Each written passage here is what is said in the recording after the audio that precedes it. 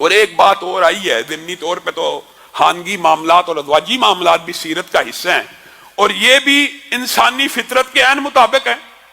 ہم نے خواہ یہ سمجھا ہوا ہے کہ انسانی فطرت میں یہ چیز ہوگی تو بڑی معیوب ہے، نہیں، یہ انسانی فطرت ہے۔ ایک مرتبہ حضرت حفصہ نے امی عائشہ کو کہہ دیا کہ ہم اپنا اونٹ بدل لیں گے، تو میں دیکھتی ہوں کہ رسول اللہ صلی اللہ علیہ وسلم تیرے سے کیا باتیں کرتے ہیں، اور تو دیکھ لینا رسول اللہ صلی اللہ علیہ وسلم میرے سے کیا باتیں کرتے ہیں۔ تو امی عائشہ نے اس آپشن کو قبول کر لیا۔ سفر میں دونوں کی باری تھی۔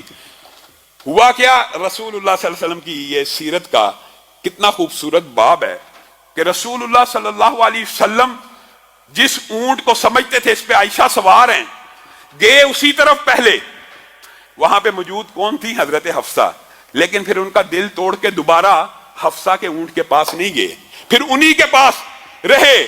تو امی عائشہ کے دل کو چوٹ پہنچی، کہا میں نے کیسا سودا کر لیا ہے، اس وقت اگر میں اس اونٹ پہ ہوتی تو رسول اللہ صلی اللہ علیہ وسلم میرے پاس ہوتے، اے کاش، اپنے آپ کو بددعائیں دینا شروع ہو گئی، اے کاش مجھے سانپ کاٹ لے، ابھی تک رسول اللہ صلی اللہ علیہ وسلم پلٹ کے نہیں آئے۔ یہ حضرت عائشہ اور حفصہ کا آپس میں بہت زیادہ پیار اور محبت بھی موجود تھی۔ اور ایک مرتبہ حضرت زینب کا، آپ کو پتا رسول اللہ صلی اللہ علیہ وسلم ان کا بھی بہت احترام کیا کرتے تھے، اور ان کے ساتھ بھی، اور رسول اللہ صلی اللہ علیہ وسلم کی اپنی تمام ازواج سے محبت تھی۔ یہ الگ بات ہے کہ محبت میں کچھ زیادہ دلی میلان امی عائشہ کی طرف تھا، لیکن ایک مرتبہ ایسا ہوا کہ حضرت زینب کے پاس شہد آیا، اور رسول اللہ صلی اللہ علیہ وسلم کی مرغوب غذا بھی شہد تھی۔ تو حضرت زینب کے پاس جب رسول اللہ صلی اللہ علیہ وسلم رکتے تو وہ آپ کو شہد پیش کرتی، تو رسول اللہ صلی اللہ علیہ وسلم شہد پینے میں کچھ وقت لگ جاتا، کوئی گفتگو کرتے کرتے کچھ وقت بیت جاتا۔ امی عائشہ کو اور حضرت حفصہ سے یہ بات برداشت نہیں، انسانی فطرت کے مطابق ہے، اس میں کسی قسم کا چنبا نہیں ہے، یہاں سے مختلف باتیں کشید کرنا، یا امی عائشہ اور امی حفصہ کے خلاف دلائل دینا، یا ان سے بغض باطن کا اظہار کرنا، وہ امی عائشہ نے خود فیصلہ کر دیا۔ ایک مرتبہ ایک شخص آیا اور امی عائشہ کو آگے کہنے لگا فلاں شخص آپ کو اپنی ماں نہیں مانتا، تو امی عائشہ نے قرآن پاک سے استدلال کرتے ہوئے کیا کہا تھا؟ النبی اولا بالمؤمنین من انفسہم وازواجہ امہاتہم۔ حضرت عائشہ نے کہا اللہ تعالیٰ نے قرآن پاک میں مجھے مومنوں کی ماں کہا ہے۔ یہ استدلال ہے امی عائشہ کا کہ جو مجھے ماں مانتا ہے وہ مومن ہے، اور جو مجھے ماں نہیں مانتا وہ قرآن کے حکم کے مطابق مومن بھی نہیں ہو سکتا۔ یہ خواہ انہوں نے اس طرح کے واقعات، یہ واقعہ جس کے اوپر سب سے زیادہ امی عائشہ اور حفصہ کے اوپر تنقید ہوتی ہے، وہ واقعہ بھی آپ کے سامنے رکھ رہا ہوں۔ یہ حضرت زینب کا واقعہ تھا۔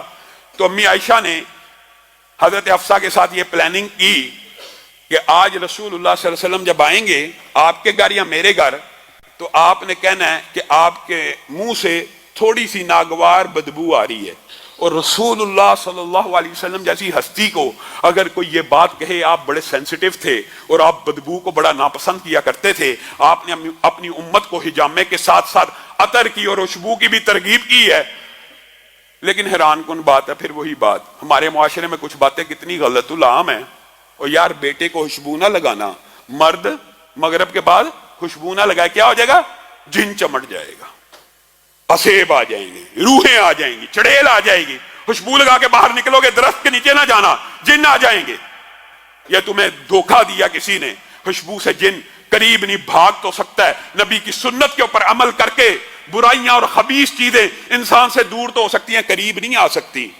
اسی طرح رسول اللہ بڑے سینسیٹیو تھے، جب انہوں نے یہ پلان کر لیا تو وہ جب اپنی بیوی کے پاس پہنچے انہوں نے کہا اے اللہ کے رسول میں معذرت چاہتی ہوں، آپ کے منہ سے کچھ ناگوار بدبو آ رہی ہے۔ تو رسول اللہ کے دل کو چوٹ پہنچی، کہا اچھا بات یہ ہے کہ میں نے تو زینب کے گھر سے کوئی بدبودار چیز نہیں کھائی، میں نے صرف شہد پیا ہے، تو شاید مغافیر کا شہد ہے، ایک پودا ہے، اس سے وہ شہد بنتا ہے، شاید اس کی وجہ سے میرے منہ سے سمیل آ رہی ہے، تو آج کے بعد میں شہد نہیں پیوں گا، لیکن تو نے اس کا ذکر کسی سے نہیں کرنا۔ لیکن امی حفصہ نے یہ ذکر امی عائشہ سے کر دیا، تو اللہ رب العزت نے آسمان سے آیتوں کو نازل فرمایا، اور اس میں بعد ایک اور روایت بھی ہے، وہ بھی آپ کے سامنے رکھ دوں گا۔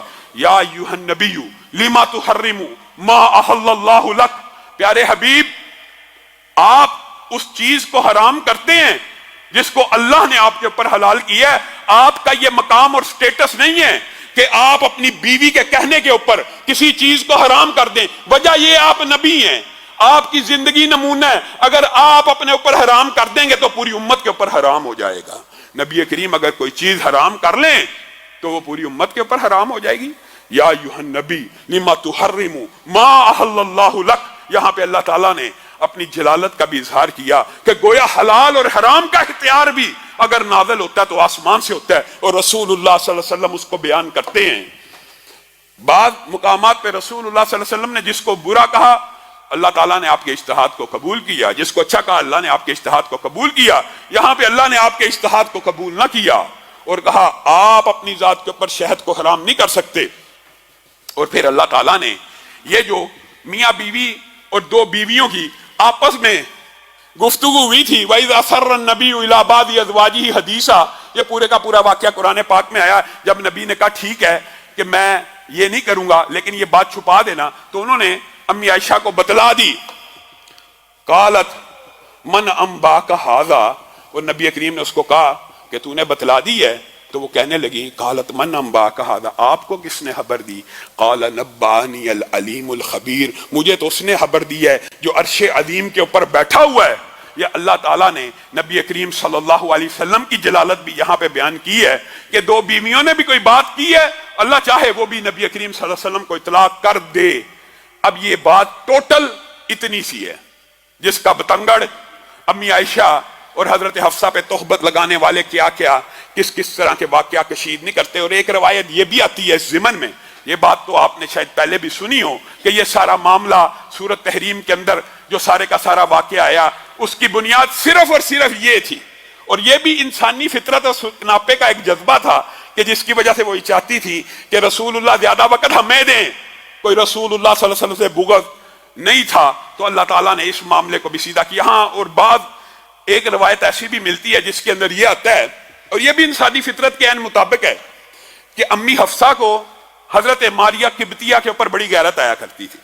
حضرت ماریہ قبطیہ بہت خوبصورت تھی, تو رسول اللہ صلی اللہ علیہ وسلم کی جب ان کو تحفہ ملا ماریہ قبطیہ کا, تو جب رسول اللہ صلی اللہ علیہ وسلم کی دیگر ازواج کے اوپر بھی یہ ازواج مطہرات غیرت کھایا کرتی تھی, لیکن ماریہ قبطیہ کے اوپر زیادہ غیرت آ گئی ایک دن حضرت حفصہ کو. تو یہ ایک روایت آتی ہے اس ضمن میں, لیکن صحیح ترین اور راجح موقف یہی ہے جو پہلے آپ کے سامنے رکھا. لیکن دوسری بات ہے, یہ بھی آپ کے سامنے رکھ رہا ہوں. تو اما حفصہ نے کہا کہ آج کے بعد مجھ سے وعدہ کریں آپ ماریہ قبطیہ کے پاس نہیں جائیں گے. تو رسول اللہ صلی اللہ علیہ وسلم نے وعدہ کر لیا. تو یہ بات حضرت حفصہ نے امی عائشہ کو بتلا دی کہ ماریہ کا قصہ میں نے تمام کر لیا, میں نے رسول اللہ صلی اللہ علیہ وسلم سے وعدہ لے لیا, آج کے بعد وہ اس کے پاس نہیں جایا کریں گے. تو نبی کریم صلی اللہ علیہ وسلم نے یہاں پہ بھی حفصہ کو کہا تھا کسی کو بتلانا مت, تو انہوں نے بتلا دیا. تو بعد مفسرین نے لکھا کہ یہ آیتیں اس واقعے کے اوپر نازل ہوئی تھی کہ آپ کیوں حرام کرتے ہیں اپنے اوپر وہ چیز جو حلال ہے. یعنی ماریہ قبطیہ بھی آپ کے اوپر حلال ہی تھی, تو آپ نے اپنی ذات کے اوپر ان کو کیوں حرام کر دیا.